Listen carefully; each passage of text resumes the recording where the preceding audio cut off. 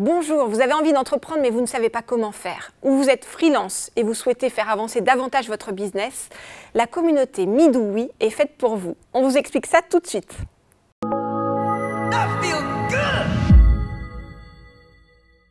Bonjour Frédéric. Bonjour Christelle. Qu'est-ce que c'est que Midooui? J'ai compris que c'était une communauté de freelance. Oui, c'est ça. Midooui, c'est une communauté de freelance, de consultants. Mon ambition, c'est que ces indépendants trouvent autant de plaisir à trouver des clients qu'à réaliser leur mission. En gros, vous accompagnez les indépendants pour les aider à se bouger. C'est ça. C'est ça. En fait, aujourd'hui, le principal... Dans le bon sens. Dans le bon sens du terme. Aujourd'hui, le principal problème des freelances et des indépendants, c'est de trouver des clients, de développer leur clientèle et d'avoir un revenu qui soit régulier et plus récurrent. Et donc, ce qu'on propose, c'est d'abord des articles où j'essaie d'expliquer simplement les méthodes qui fonctionnent et puis proposer un passage à l'action, donc une première action à mettre en place. Et puis, il y a de l'accompagnement personnalisé. Et on propose également des événements. On a eu le Midooui Day au mois de février de cette année. C'est pas facile à prononcer. Non, mais l'idée, c'est mi parce que moi, c'est-à-dire je fais des choses pour moi, parce qu'on pense souvent aux autres, mais pas assez à soi, je le pense. Oui, parce qu'on est une communauté, donc il y a aussi beaucoup de choses autour du partage et de l'échange. Et d'où, parce qu'on est essentiellement dans le faire. Alors, quels sont vos conseils très concrets pour les freelances, par exemple? Le premier conseil, c'est de prospecter quand tout va bien. Quand tout va bien? Ah bah oui. C'est-à-dire quand on est en train de travailler ailleurs? Quand on a des missions, en fait, moi je pense qu'il faut prospecter tous les jours, parce qu'on récolte tous les jours aussi. Et en fait, la prospection, on la fait toujours au mauvais moment. C'est-à-dire quand on manque de clients, quand on cherche de nouvelles missions. C'est pas facile en même temps de travailler et d'anticiper. Alors, c'est compliqué effectivement d'avoir des missions à remplir et des délais à tenir pour les clients. Mais la prospection, ça peut être par exemple 20 minutes par jour. Moi, je crois beaucoup au réseau. Je crois beaucoup au fait d'entretenir les liens qu'on a noués avec des gens avec lesquels on développe mutuellement nos affaires. Et donc, on peut par exemple décider le soir de consacrer 20 minutes à entretenir son réseau. On appelle une personne qu'on n'a plus vue depuis longtemps, on appelle un ancien client. Parce que la première source d'activité et de nouveaux business, ce sont les anciens clients. Et on l'oublie très souvent. Parce que vos anciens clients développent de nouveaux projets, mais ils ne pensent plus nécessairement à vous.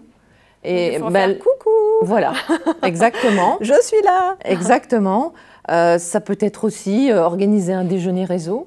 Moi, aujourd'hui, dans mon agenda, toutes les semaines, j'ai des journées particulières où je déjeune malin, c'est-à-dire je déjeune réseau. Vous êtes aussi contre le dogme français qui veut que pour réussir, il faut se faire mal pour avancer? Alors, je dis souvent que Midooui, c'est aimer ce qu'on fait, en vivre, c'est important, et surtout sans tout sacrifier. C'est-à-dire que oui, effectivement, il y a une vraie réflexion sur la façon dont on organise son temps, une forme de discipline positive pour passer du temps à travailler, mais passer du temps aussi avec sa famille, avec ses amis, à faire autre chose. Vous poussez les gens à l'action? Oui, oui, parce que je pense que c'est le meilleur moyen d'éviter la peur. Quand on a peur, c'est qu'en fait, on est bloqué. Et dès qu'on commence à faire une première chose, je dis souvent un premier pas, ça débloque beaucoup de choses et on est engagé dans un processus. Et je rajouterais même, c'est quand on veut commencer quelque chose, c'est bien d'en parler autour de soi, parce qu'il y a une forme d'engagement. Et donc à ce moment-là, on est obligé de le faire derrière. Voilà, on est obligé de faire parce qu'il faudra qu'on rende des comptes à un moment. Mais il faut en parler autour de soi aux bonnes personnes. Exactement. Je dis aussi qu'on est les 5 personnes qu'on fréquente le plus. Ah oui. Donc parfois, il faut faire attention aux personnes qu'on fréquente souvent. Alors parfois, il faut faire le ménage. Et puis, on est aussi entouré de gens qui nous voient parfois plus grandes qu'on ne l'est. Et ça, c'est des gens qui vont aussi vous pousser. Ça, c'est bien, c'est les gens qui vous donnent des ailes. Oui, exactement. Alors vous, à la base, vous êtes une économiste belge. C'est ça, oui. Ensuite, vous avez travaillé pour un groupe laitier. Exactement, donc je suis économiste, j'ai commencé sur la route. J'ai travaillé pour un groupe laitier hollandais. Et puis j'ai travaillé dans une société américaine, chez Texas Instruments, où je me suis occupée des centrales d'achat. Et puis chez Compaq, où j'ai pris en charge le business développement de la partie grand public. Et puis j'ai fait un passage dans le marketing, c'est-à-dire je suis passée... Vous avez été directrice marketing dans plusieurs entreprises. Dans la téléphonie mobile chez Debitel en Belgique. Et puis j'ai exercé 2 fonctions de direction marketing en France, l'une dans une start-up et la seconde chez un grand opérateur virtuel français. Votre objectif, c'était de faire partie d'un comité de direction à 30 ans. C'est bon, ça c'est fait. C'est quand j'ai commencé à travailler, j'avais des objectifs très concrets. J'avais un objectif à 30 ans, j'en avais un à 40. Et c'est vrai que ça m'a drivé, ça m'a permis d'aller chercher les choses et puis aussi de saisir les opportunités qui sont présentées. Mais c'est vrai que j'avais dit très clairement qu'à 30 ans, je serais assise à la table. Et j'avais cette ambition-là et je l'ai réalisée, oui. Qu'est-ce que c'est votre marque de fabrique? Ma marque de fabrique, c'est de créer des choses qui n'existent pas encore. Je dis souvent que moi, j'ai choisi d'entreprendre parce que c'est penser et réaliser. Donc vous partez de rien? Oui.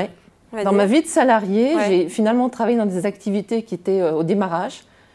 J'ai travaillé dans l'informatique grand public au tout début, dans la téléphonie mobile quand elle a démarré. Et donc, j'ai une capacité finalement à... Moi, je suis quelqu'un qui est une chasseuse. Donc, je mets les choses en place et j'aime ce démarrage où il faut vraiment initier les choses. Parce que vous avez vous avez eu un accident de parcours à un moment donné, vous avez été licencié, vous aviez 2 enfants, la vie. Voilà. Et à ce moment-là, vous avez créé donc votre cabinet de conseil, Feosia. Exactement. C'est le nom d'un papillon. Le nom d'un papillon, voilà, c'est exactement ça. Il y a le papillon, la chrysalide qui devient grand, ou alors l'effet papillon, c'est-à-dire un petit battement d'aile qui a de grands effets. Oui, en fait, je me suis retrouvée à un moment, effectivement, dans une situation où il fallait que je retrouve un job de salarié. Et je me suis posé la question en me disant, qu'est-ce que je fais? Est-ce que je repars dans ce parcours-là ou je crée mon entreprise? C'est un de mes objectifs. Alors, vous avez compris que quand j'ai des objectifs... J'ai vu ça. Voilà. Et maintenant, vous aidez les autres à comment entreprendre. D'ailleurs, vous allez sortir un livre là chez Erol. Oui. En fait, j'ai toujours, dans ma vie professionnelle, que ce soit avec mes collaborateurs ou à l'extérieur, essayé de transmettre très tôt ce que j'avais appris. Parce que je pense que c'est aussi une partie de notre vie, ou de ma vie en tout cas, c'est important pour moi, de permettre aux autres d'atteindre leur plein potentiel. Et donc c'est vrai que là j'ai écrit un livre chez Erol qui va parler de l'entrepreneuriat, de différentes voies de reconversion possibles, être coach, être consultant, être slasher. Slasher, oui. Reprendre une entreprise. Ou très à la mode aujourd'hui. Voilà. Ok, merci beaucoup Frédéric. Puis je vais venir vous demander des conseils quand dans mes périodes freelance, vous m'aiguillerez sur comment trouver des nouveaux clients. Voilà, exactement. En attendant, on se retrouve très vite pour une prochaine émission.